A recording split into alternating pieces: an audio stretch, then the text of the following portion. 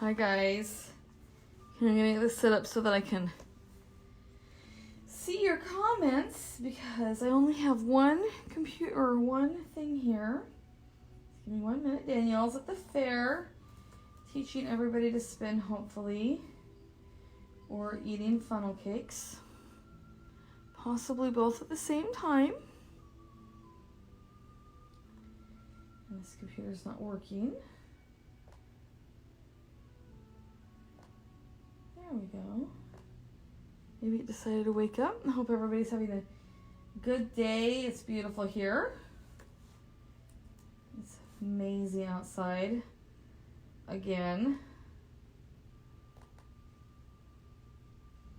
It's telling me there's no networks at all. There we go. Oh look, there's a network. Shocking how it found that. Alright. See if I can get this going here. So I can see everybody. Right here, almost there. And I'm going to be spinning this onto some fiber that I already have, and I think it's going to end up applied with this at the end of it. Here we go. Woohoo. Look at me making progress here. So I'm going to be able to see if anybody has any questions here as I go. Wow, there's a lot of talking. Okay. We talk a lot.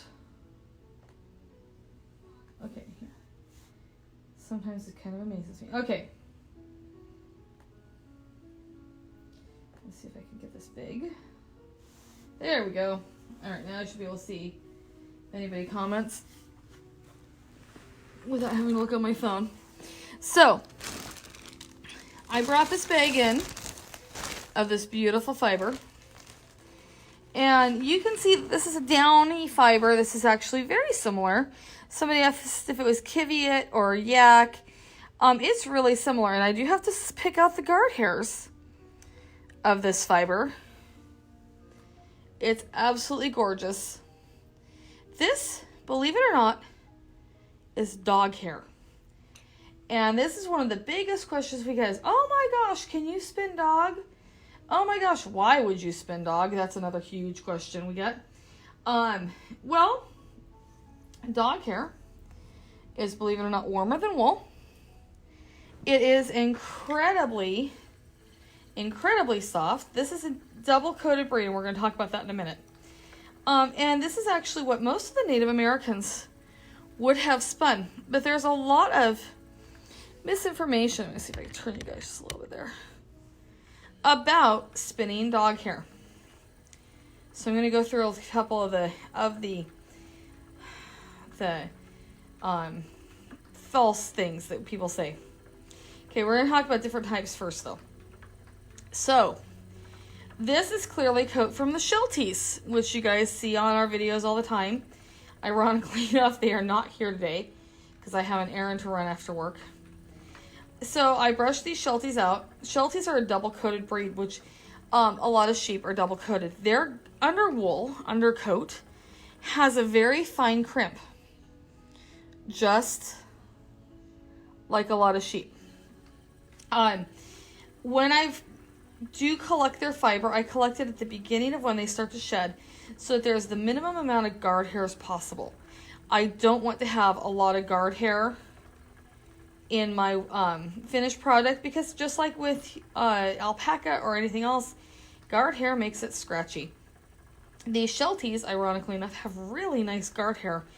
And the guard hair that I have found, that I have pulled out, actually, is very fine. And really nice to deal with. So, dog hair is warmer than wool. It was used by Native Americans. It was used in a lot of indigenous tribes because it would have been the easiest thing for them to collect.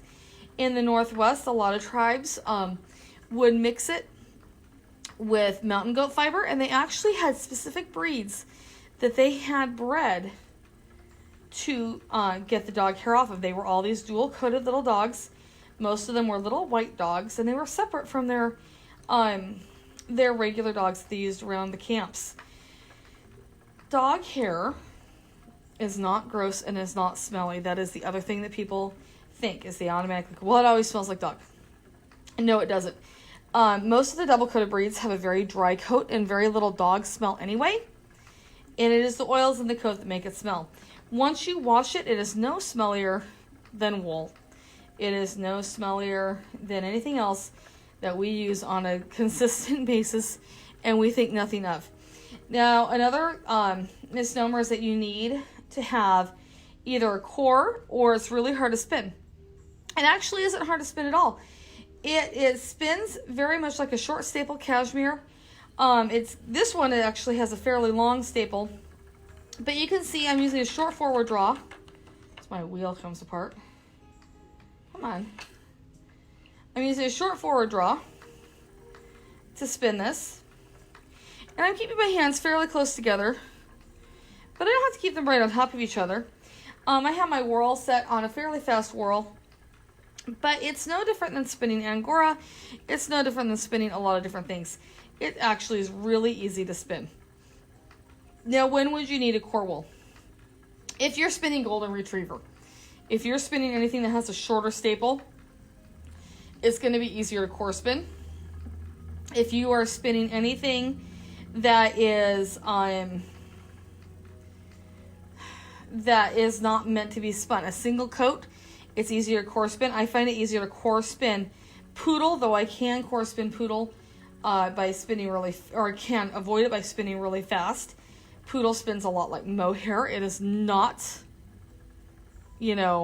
actually a fiber that is a double-coated breed. It's not a wool type fiber.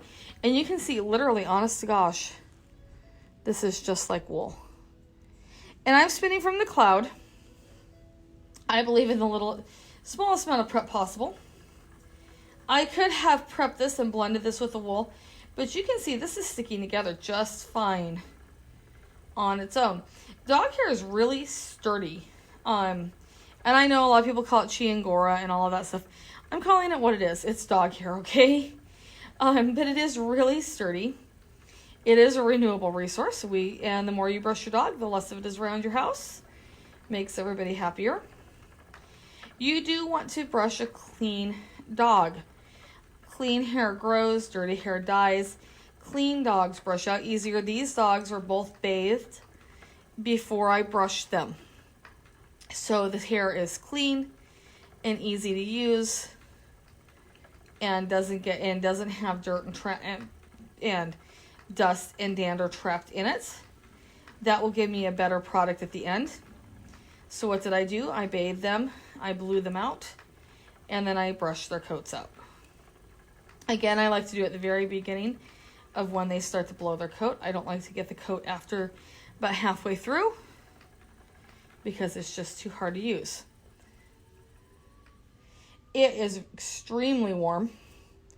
Like my leg is sweating underneath my pile of dog hair here. It is, I want to say it's 6 times warmer than wool, but I'm going to have to look that up, or if anybody else wants to look it up, because I know there is a statistic on it. I don't think it's quite as warm as Angora.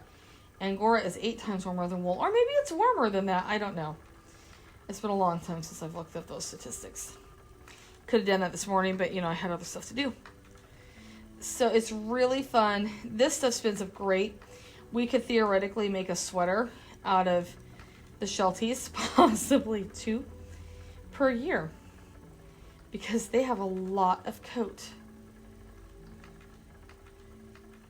And it is not hard to spin. A lot of people do get memorial spins, which is another question I get all the time. Do you spin for other people? No, I really don't. Very rarely will I take on a consignment spinning job. I just don't have time. You can find people how to spin your dog hair. My job is to teach you how to do this at home and not have to wait and find somebody else how to do it for you. Oily haired dogs, I would suggest washing it before you use it and then carding it, which is going to get the most of the oil out. And I would suggest washing it in really hot water. I have not tried felting dog hair, so I'm not exactly sure how that works. Of course, it's been like a crazy day here. So, it's an ad. So yeah, it's really fun. And let me show you guys what it's looking like. Hang on here. I can do this without killing my phone. Woo! Evidently not. I can't do anything today. It's all broken. Everything's broken. There we go. Look. Now my phone's like, no. Okay. But look at how pretty that is. The purple is what I already had on there. That's a silk blend. Like I say, and I'll probably apply this. And you can see the little bit of guard hair coming through. Texture-wise is really nice. It's like, it's not quite as soft as yak, but it's pretty nice. It's not too dissimilar. Other breeds you can easily spin. Any of the northern breeds, they were meant for that. They really were, because in reality, everybody had dogs because we need dogs to do everything in our life. And it's much easier to keep a few dogs around than a herd of sheep when you're a nomadic person.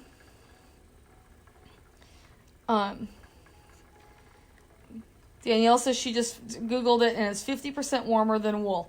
So that would be 2 times warmer. Something like that. My math is bad. I like the times part. I think it's warmer than that. It's warm enough that it's like having Kiviat on my lap. It's really hot. Kiviat is the warmest fiber because it is hollow. So it traps the most air. Kiviat is muskox, which is what this reminds me of the most. I don't know. I don't know how they have this much coat on them and don't die of heat stroke. It is really warm. Like, I mean, we have Angora. Angora is cool to the touch. Dog fur is hot to the touch. It's, alpaca is cool to the touch, too. It's kind of weird. It's really interesting. This is really an interesting texture, though. And it's really fast to spin. Anyway, you can spin, northern breeds. You can spin any type of collie. You can spin anything with a double coat. You can spin anything with a single coat. It just is a little bit harder, and you're not going to get the same type of fiber here. That's why Ruben says the sun melts him. Well, we'll have to ask Ruben about the insulating factors of his coat, too. Because technically it should insulate them. I just don't know whether it really does. You can spin Great Pyrenees. I do have a bag of Pyrenees at home that I can bring in. You spin anything that has the double coat is my favorite. I really don't care to spin the other kinds, but everybody's different. I also do find that the shorter the coat is on the double coated breeds, the faster they lose their guard hair, and the harder it is to keep the guard hair actually out of your finished product. So if you get dog hair that has a whole bunch of guard hair, take it like this, and you're going to hold it, smaller amount here, and hold it between your fingers, and you're going to look, and you're going to pick the guard hair out. This has so little that I'm not really concerned about it. There was one section with more. So this section, yeah. Like there's a guard hair there. You can see that the guard hair on the Shelties has crimp. So would that make it guard hair or on hair? That's a whole other discussion as to what that is. Because technically guard hair shouldn't have crimp. And we can argue that this is an on hair, that the Shelties have on hair, at least in the section that came out right now. Pyrenees, Jack has tons of crimp in his guard hair. So it's kind of interesting.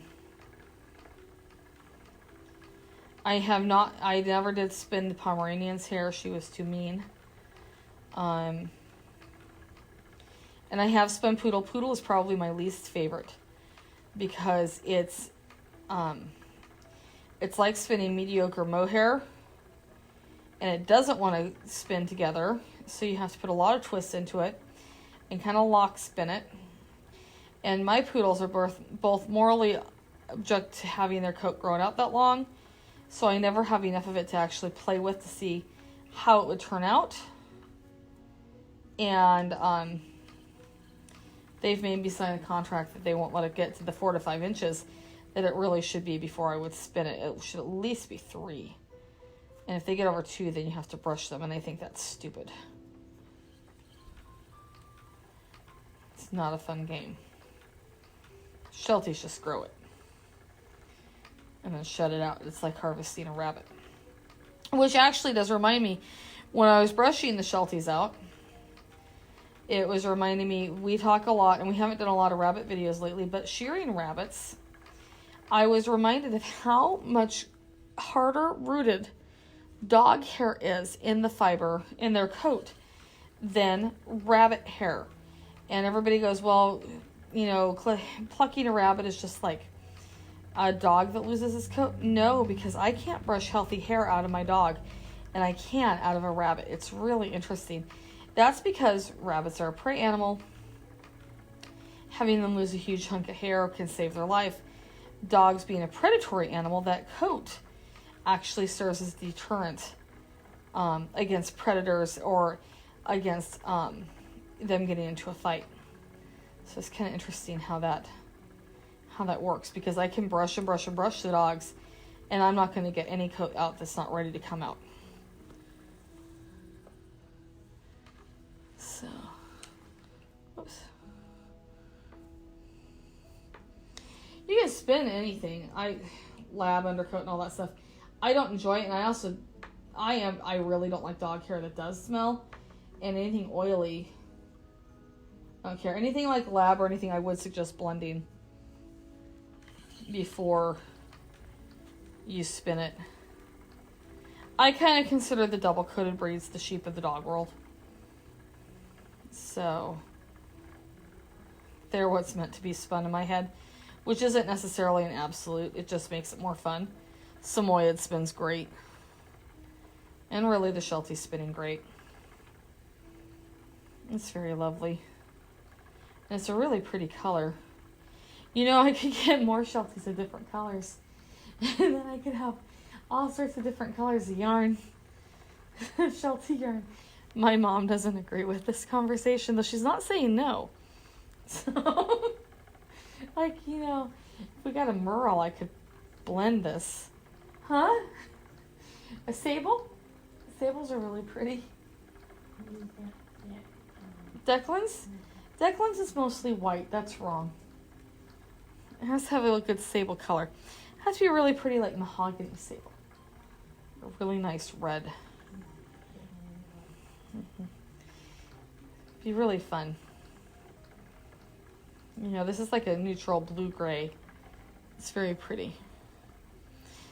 So, as what is up today, we are still at the Clatsop County Fair. It's been a busy day at the shop. It's beautiful out here. If you guys can come to the beach, come to the beach. And we will be doing all sorts of fun stuff. We have a surprise for you tomorrow, too. Here I'm getting down to some more that has more guard hair. And I'm going to finish this and see what other mischief I can get into. It's actually been quiet in here now. I had got on late because everybody was here. And I'll show you guys the finished yarn because it's going to be really pretty. Let me get you guys off of there so you guys can see again how pretty that is. Super pretty. I can get it focused. So, all right, you guys have fun. Talk to you later.